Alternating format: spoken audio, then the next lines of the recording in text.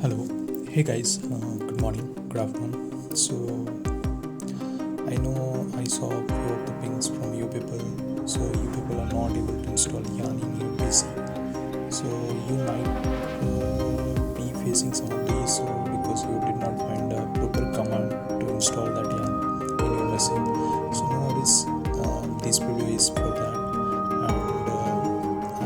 and I will help you out how to install Yarn. So there is a documentation website for how to install it through npm, and if you do not have npm or not installed in your pc, so please do it, and then we can install it.